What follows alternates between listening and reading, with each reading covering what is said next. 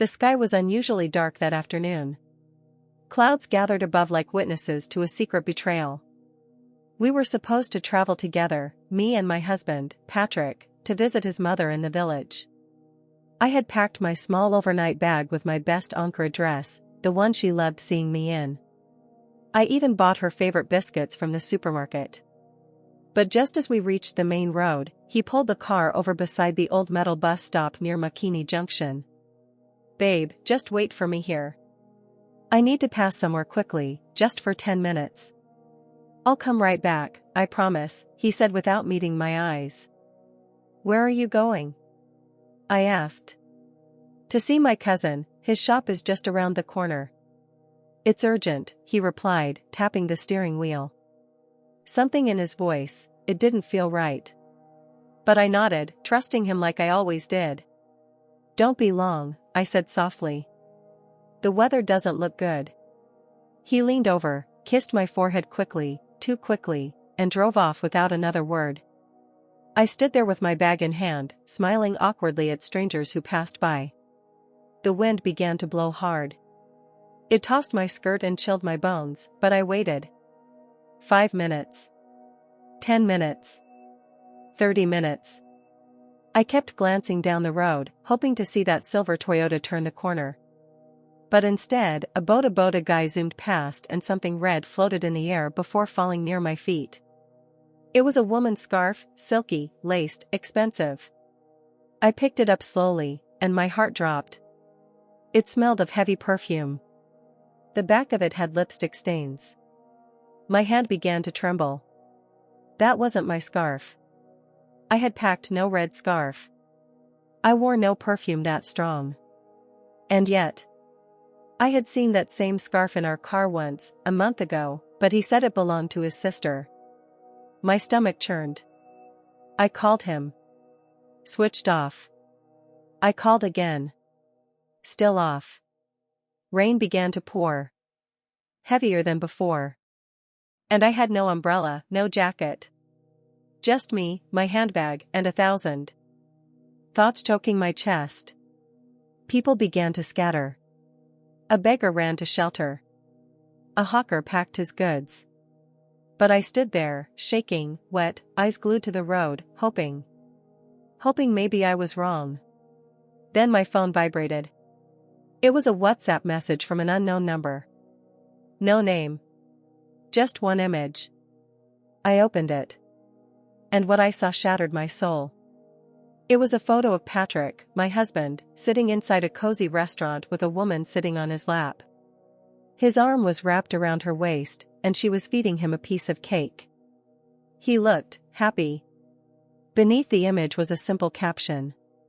"Your man didn't go to see any cousin. He came here with me. Don't wait for him." I gasped so loud a woman nearby turned to look at me. My knees buckled, but I caught the metal bench just in time. I sat, water soaking my skirt, as hot tears mixed with the cold rain on my cheeks. "He left me, he actually left me," I whispered, voice cracking. I sobbed. I didn't care anymore who saw. I wept like a child. The betrayal stung worse than any wound. I remembered all the nights I waited up for him. All the times I begged God to fix our marriage. All the prayers. All the fasting. All the sacrifices. And now, this was my reward? He dropped me off like a burden. Like a nuisance. Like someone disposable. Minutes turned to hours. I was still crying, shoulders heaving, when I felt a gentle hand on my back. "Excuse me," a soft female voice said. I looked up, wiping tears from my soaked face. She was tall, dark-skinned, elegant, with kind eyes. She held out a large black umbrella over my head. "You shouldn't be sitting here in the rain like this," she said. "Come with me." I hesitated. "I don't know you," I whispered. She smiled. "But I know pain when I see it. And I can help you." Something about her voice calmed me. I looked into her eyes, and for the first time that day, I felt safe. I took her hand. That's how I met Madame Sifa, the woman who would help me rise from tears.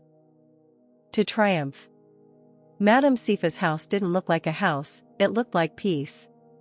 Tall white pillars, blooming flowers along the driveway, and a scent of vanilla and cinnamon that hit my nose the moment I stepped in. I stood there silently, dripping wet and holding my small bag tightly like it was the only thing I had left. "Don't be scared," she said gently. "You're safe now. Come, let's get you changed and warm." She handed me a clean, fluffy towel and a beautiful Angkor robe that smelled like rosewater. In her guest bathroom, I stared at myself in the mirror. My eyes were swollen. My lips were cracked. My soul was tired. I wasn't just soaked in rain, I was soaked in betrayal. But for the first time in a long time, I wasn't alone. When I came out, Madame Sifa had prepared a cup of ginger tea and placed warm coconut rice on the table. The aroma alone hugged my heart. "Eat," she said. "You need strength." I tried to speak, but my voice cracked. Why are you helping me? You don't even know me." She sat beside me, her eyes soft. "Because I was once you," she whispered. My eyes widened. I too stood by a bus stop, left by a man I trusted. Only, mine didn't leave to see a mistress, he left to never return. He stole everything and disappeared. Silence filled the room.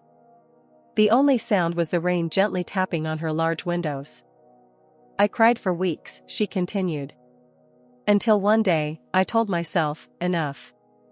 I built myself up from scratch. And now I run 3 bakeries in this city. I blinked. "You own bakeries?" She smiled proudly. "Yes." Sifa's Delight. "Maybe you've heard of it." I gasped. I had heard of it. Everyone had. Her cakes were known from Nairobi to Kisumu. Brides fought over her wedding bookings. "You're that Madame Sifa?" She nodded. "And I believe every woman has a second chapter. Maybe this is yours."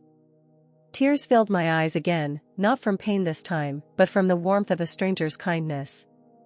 "Would you like to work in one of my bakeries?" she asked. "You don't need experience. Just a willing heart." I covered my mouth in shock. "Yes.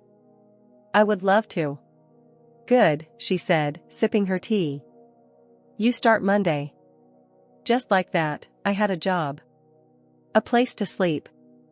And for the first time in months, a reason to wake up. That night, I lay in the guest room wrapped in clean sheets, staring at the ceiling. I thought about Patrick, wherever he was, probably sleeping beside her. But something had shifted. I no longer wanted him back. I just wanted myself back. Crescent moon the next morning. I woke up to the smell of freshly baked bread and coffee. Sifa was already dressed in her crisp white apron, giving orders to a driver on the phone. "You'll be going to our branch in Kilimani," she told me. "The manager there is kind. He'll train you. And don't worry, you'll be paid weekly." I nodded, still shocked at how quickly life could change. "Just one thing," she added. "Never let a man define your worth again. You are not someone to be dropped off like luggage. You're a whole universe, my dear." I bit my lip, fighting tears. "Thank you. I don't know how to repay you." She smiled. "One day, when you see another woman crying by the road, help her too. That's all I ask." That was the beginning of my second chapter, not as someone's wife, but as a woman learning to love herself again. 3 weeks turned into 2 months. And in those 2 months, I became someone new. I was no longer the woman who waited at bus stops, checking her phone for a man who didn't care. Now, I woke up at 5 a.m. Baked cakes with joy. Learned how to make caramel roses and velvet cupcakes.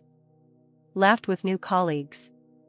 Earned money, my own money, and started saving in my small pink notebook titled Better Days. Every Friday, Madame Sifa would check in on me. "You're glowing," she'd say, handing me a slice of leftover tiramisu. "I feel alive," I would reply. And I meant it. I started doing small things for myself. Painted my nails. Took selfies. Bought a sunflower to put by the window. And then, just when life was getting sweeter, he showed up. It was a rainy Thursday, just like the day he left me. I was at the counter, boxing up a birthday cake for a client, when the bell above the bakery door rang. I didn't even look up at first. "Welcome to Sifa's Delight," I said cheerfully. "How can I help?" "Why?" I froze. Standing at the door, drenched in rain and shame, was Patrick. He looked nothing like the man who dropped me at the bus stop. His beard was rough. His eyes were red. He had lost weight. His shoes were muddy. His pride, gone. For a moment, silence wrapped the room like plastic. My heart beat fast, but not with love, with disgust. "Babe," he said weakly, stepping closer. "Please, can we talk?" I raised one eyebrow. "Talk? Now?" He nodded, looking around as if embarrassed. "I messed up. I admit it. I was confused. She tricked me. It was a mistake. A stupid one. But I've come back for you." I smiled, not because I was happy, but because he had no idea who I was anymore. "You left me in the rain, Patrick. You didn't call. You didn't check if I got home safe. You switched off your phone and kissed your mistress while I waited like a fool." He dropped to his knees right there in the bakery. "Forgive me. Please. I lost everything. She used me and disappeared. I'm broke. I'd been staying with a friend. I didn't know what I had until I lost you." I tilted my head and leaned in slowly. "You're not sorry because you love me. You're sorry because you lost your backup plan." He sobbed. Real, ugly tears. "Please, just give me one more chance. I'll do anything." Customers were starting to stare. My colleague signaled from the kitchen. I stood tall, wiped my hands on my apron, and said the words I had longed to say. "I don't belong to you anymore, Patrick. I belong to myself now. And you? You belong to the past." I turned away and picked up the birthday cake box. Before I could call security, Madame Sifa walked in from the back. Her heels tapped loudly on the tiles. She glanced at Patrick and then at me. "This one?" she asked. I nodded. She smiled. "Let me handle him." She walked up to Patrick, leaned in, and whispered something I couldn't hear. All I know is, he stood up, turned around, and walked out with the slowest steps I've ever seen. We never saw him again. That night, I went home, poured myself a glass of juice, and sat by the window. I didn't cry. I didn't miss him. I just smiled. Because I realized I had finally let him go.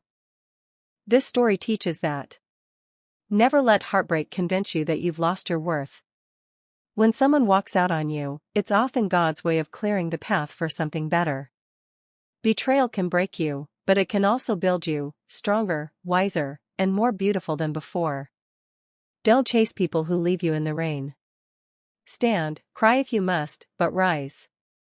Because karma never forgets, and neither does God. The one who was abandoned became the one who owned a bakery, found real love, and glowed in silence.